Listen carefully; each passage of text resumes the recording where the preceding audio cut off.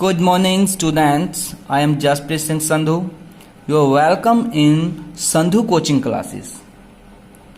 तो last class में अपनों ने देखा था थायराइड ग्लैंड्स के बारे में।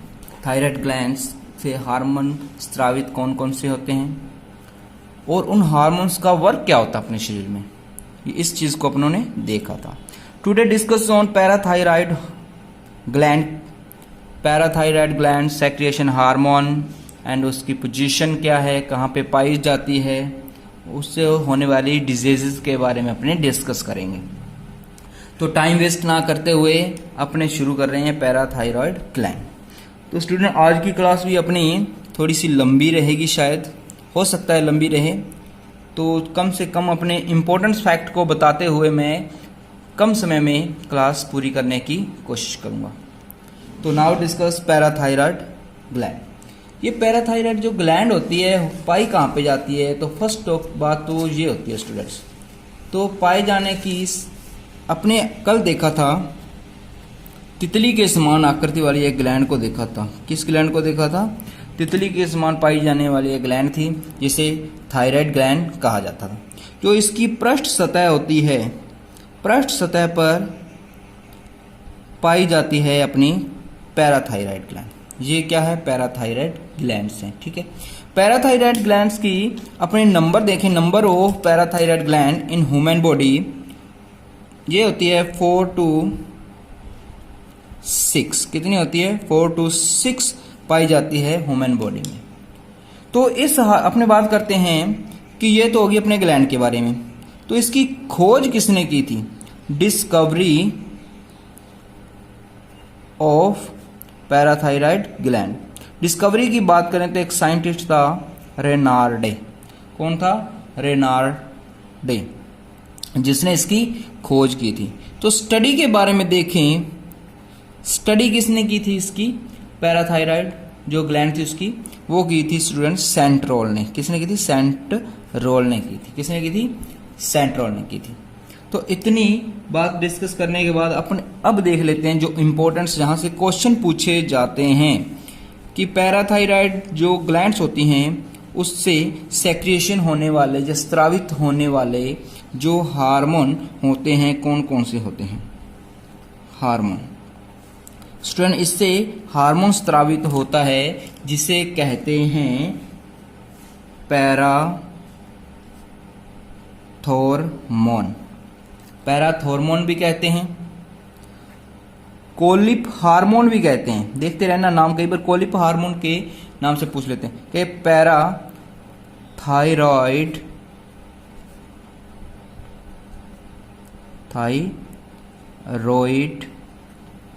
हार्मोन भी कह देते हैं। तो अपनों ने जो लास्ट ग्लैंड की थी कौन सी की थी? Thyroid gland. उसमें अपनों ने देखा था जो कार्य था इसका क्या था? पीटीएच का कार्य देखा था। देख लो, पीटीएच भी इसे कहते हैं। अब आपको समझ आ गया होगा। इसका कार्य अपनों ने देखा था कि इसका काम क्या होगा पीटीएच का? ये कैल्शियम के स्तर को बढ़ाएगा और फॉस्फेट के स्तर को कम करेगा। सबसे इम्पोर्टेंट कार्य यही होता है अपनी बॉडी में। क्या होगा? कैल्शियम के स्तर को बढ़ाता है, फॉस्फेट के स्तर को घटाता है। लेकिन अपन ने कल देखा था कैल्सीटोनिन। कैल्सीटोनिन जो हार्मोन देखा था वो क्या करता था? कैल्शियम के स्तर को कम करता था और फॉस्फेट के स्तर को बढ़ाता था। ये चीज थी, इसके विपरीत काम किया था उसमें। तो देख लें जो अपनी बॉडी होती है उसमें कैल्शियम कितना होता है? 1 किलो। और अपने को जो अपना ब्लड है 100 ml ब्लड, उसमें जो कैल्शियम पाया जाता है वो कितना पाया जाता है? 12 mg पाया जाता है, 12 मिलीग्राम पाया जाता है। ठीक है स्टूडेंट, अब देख लेते हैं जो अपना पैराथायमोन हार्मोन है, थॉर्मोन हार्मोन है, उससे होने वाली जो डिजीजेज या रोग कौन कौन से होते हैं। इससे अपने बात करते हैं सबसे पहले जो कमी से होने वाले एक इम्पोर्टेंट रोग है बच्चों, टिटेनी। आपने सुना होगा, कौन सा? टिटेनी रोग। बहुत ही इम्पोर्टेंट रोग है टिटेनी। इस रोग में होता क्या है? टिटेनी रोग में क्या होता है? कि जो अपने शरीर की मांसपेशियां होती हैं वो अपने आप ही संकुचित होने लग जाती हैं, अपने आप ही शिथिलन होने लग जाता है। मांसपेशियों में क्या होगा, जो मांसपेशियां होंगी स्टूडेंट्स, प्यारे मित्रों, दोस्तों, वो क्या होंगे, अपने आप ही स्वतः ही संकुचित होंगी और शिथिलन होगा उनमें। ठीक है, ये सबसे इंपॉर्टेंट बात होती है। और जिसके कारण होगा शरीर पे इफेक्ट क्या पड़ेगा, ऐंठन होने लगेगी शरीर में, कहते हैं ऐंठन होने लगेगी शरीर में, वो इसी के कारण ऐंठन होने लगती है। एक बात और, जो कैल्शियम की कमी से क्या होगा, कैल्शियम की कमी से अपने शरीर में होते हैं डायफ्राम। क्या होते हैं, डायफ्राम होते हैं। डायफ्राम में क्या होगा, जो श्वसन प्रक्रिया रुक जाएंगी, क्योंकि डायफ्राम कैल्शियम की कमी होगी, इसमें अपने आप संकुचन होगा, अपने आप ही शिथिलन होगा। इसका इफेक्ट क्या पड़ेगा अपनी बॉडी पर, जो श्वसन प्रक्रिया होगी, अपनी रेस्पिरेशन जो प्रोसेस है वो क्या होगी, श्वसन क्रिया या रेस्पिरेशन प्रोसेस स्टॉप हो जाएगी। क्या होगी, रुक जाएगी, स्टॉप हो जाएगी, जिससे क्या होगी, व्यक्ति की मृत्यु हो जाएगी। अब बात करते हैं, ये तो था इसकी कमी से। अब देखते हैं यदि अपने शरीर में पीटीएच की अधिकता हो जाए, पीटीएच हार्मोन ज़्यादा स्रावित होने लगे तो क्या होगा। इससे एक रोग होता है जिसे कहते हैं ओस्टियोपोरोसिस। क्या कहते हैं, ओस्टियोपोरोसिस। ओस्टियो मतलब हड्डियों से लिया गया है, पोरोसिस पोर छिद्र, मतलब हड्डियों में छिद्र हो जाते हैं। इस रोग में हड्डियों में छिद्र हो जाते हैं। ये कहते हैं जब अपने शरीर में कैल्शियम की मात्रा बढ़ जाती है, कैल्शियम की मात्रा बढ़ जाती है तो क्या होगा, हड्डियों में भक्षण की प्रवृत्ति आ जाती है। कैसी प्रवृत्ति आ जाती है हड्डियों में, हड्डियों में भक्षण प्रवृत्ति आ जाती है, भंगूर प्रवृत्ति आ जाती है, अपने आप ही भुरने लगती हैं, अपने आप ही टूटने लगती हैं और उनमें क्या हो जाते हैं, छिद्र हो जाते हैं। क्या हो जाते हैं, छिद्र हो जाते हैं। और जो इम्पोर्टेंट बात इसमें क्या है, जो लेडीज होती है बच्चों, उनमें यह रोग 50 से 55 साल बाद होता है। क्यों होता है, इसका रीजन क्या है, क्योंकि लेडीज में एक हार्मोन स्रावित होता है जिसे कहते हैं एस्ट्रोजन हार्मोन। एस्ट्रोजन हार्मोन स्राव होता है। जब लेडीज की उम्र स्टूडेंट्स हो जाती है 50 to 55 ईयर्स, तो जो अपना एस्ट्रोजन हार्मोन है लेडीज में, उसकी सेक्रिएशन क्या हो जाता है, बंद हो जाता है। तो जिसके कारण लेडीज की हड्डियों में क्या होने लग जाते हैं, छिद्र होने लग जाते हैं, जिससे यह रोग इनमें होता है। इस रोग का नाम क्या था, ओस्टियोपोरोसिस था। क्या था, ओस्टियोपोरोसिस। देख लेते हैं कुछ फैक्ट। अगर कैल्शियम की अधिकता हो, कैल्शियम की अधिकता हो, ठीक है, कौन सा रोग हो जाता है, हाइपर कैल्शियम। और अगर कैल्शियम की कमी हो तो रोग हो जाता है हाइपो कैल्शियम। ये रोग ध्यान में रखने योग्य हैं स्टूडेंट्स, प्यारे मित्रों। और यदि कैल्शियम की अधिकता है, कैल्शियम आपको पता है कैल्शियम क्या बना लेगा, कैल्शियम ऑक्सलेट बना लेता है, कैल्शियम ऑक्सलेट बना लेता है, जिससे शरीर में पत्थरी की संभावना बढ़ जाती है। कैल्शियम की अधिकता से क्या होगा, शरीर में पत्थरी की संभावना जो होती है, स्टोन की जो संभावना होती है वो बढ़ जाती है।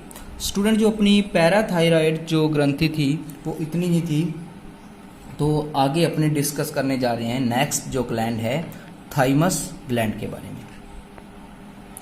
प्यारे मित्रों, ये देखो अपने बात कर रहे हैं थाइमस ग्लैंड के बारे में। थाइमस ग्लैंड होती कहाँ पे है, आपको थाइमस ग्लैंड के बारे में बताया था। जो अपना वक्ष होता है, वक्ष पर बीचों बीच थाइमस ग्लैंड पाई जाती है। ठीक है। और सेकंड बात, जो थाइमस ग्लैंड होती है वह जो अपना हार्ट होता है, जो अपना हार्ट होता है, हृदय होता है, उसके बिल्कुल आगे पाई जाती है। क्लियर?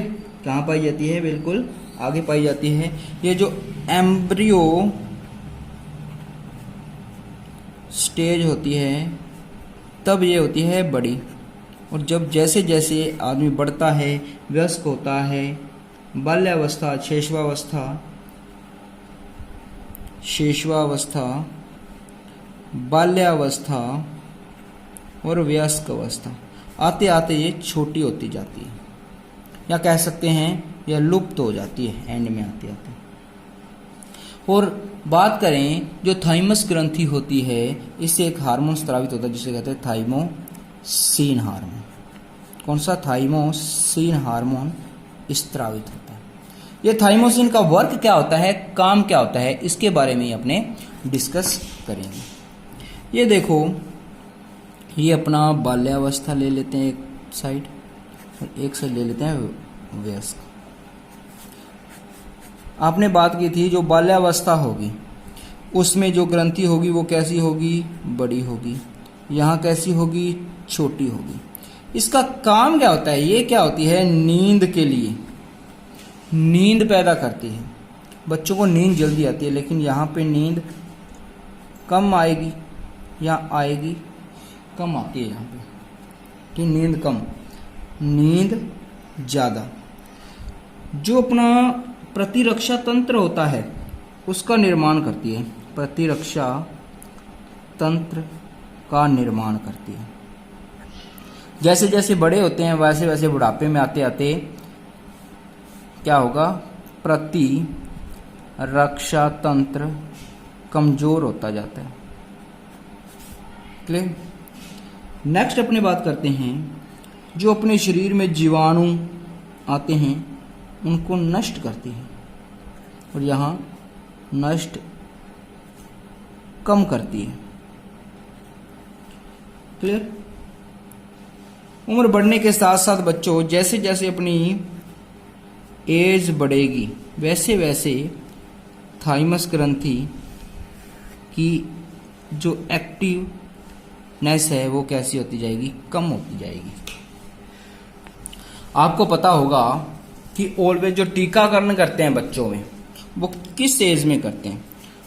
टीकाकरण किया जाता है या तो शैशवावस्था में या किया जाता है बाल्यावस्था में। शैशवावस्था और बाल्यावस्था में टीकाकरण क्यों करते हैं? इसका रीजन क्या होता है? क्योंकि उस टाइम जो थाइमस ग्लैंड होती है, प्यारे मित्रों, प्यारे स्टूडेंट्स, थाइमस ग्लैंड होती है वो अत्यधिक क्या होती है? बहुत ज़्यादा क्या होती है? सक्रिय होती है, बहुत ज़्यादा एक्टिव होती है, सक्रिय होती है। अब बात कर लेते हैं जो एड्स रोग होता है। कौन सा रोग? एड्स रोग। एड्स रोग का जो रोगी होगा, एड्स रोगी होगा, उसमें टी जो हेल्पर सेल्स हैं, टी की लिम्फोसाइट अपने देखी थी, साइट्स, लिम्फोसाइट सेल्स देखी थी, वो 2 प्रकार की थी। ठीक है। जो उसमें टी हेल्पर सेल्स होती हैं वो क्या हो जाती हैं? उनकी संख्या, number of T helper cells decrease. इनकी जो संख्या है टी हेल्पर सेल की, वो संख्या क्या हो जाती है? कम हो जाती है। ठीक है। ये अपनी जो थाइमस ग्लैंड थी बच्चों, ये भी यहाँ पे अपनी कंप्लीट होती है। इसमें भी कुछ नहीं था, इतना कुछ खास नहीं था। तो ये अपनी जो कंप्लीट होगी थाइमस ग्लैंड और पैराथायराइड ग्लैंड, दोनों अपनी यहाँ पे कंप्लीट होती है। तो आज की क्लास आपके लिए बहुत ही इम्पोर्टेंट है। इससे जितने क्वेश्चन बन सकते थे अपनों ने वो कर लिए। इससे ज़्यादा इससे कुछ नहीं पूछा जाता इन दोनों ग्लैंड में से। ठीक है। तो आज के लिए थैंक यू, धन्यवाद वीडियो देखने के लिए। और इस वीडियो को लाइक करें, शेयर करें और मेरे YouTube चैनल को संधू कोचिंग क्लासेस को क्या करना है, सब्सक्राइब करना है और घंटे के निशान को दबाना है, ताकि हमारे द्वारा दी जाने वाली जो भी नई क्लासेज आएंगी उसकी नोटिफिकेशन आपके बेल आइकन पर आ सके। आज की वीडियो देखने के लिए थैंक यू।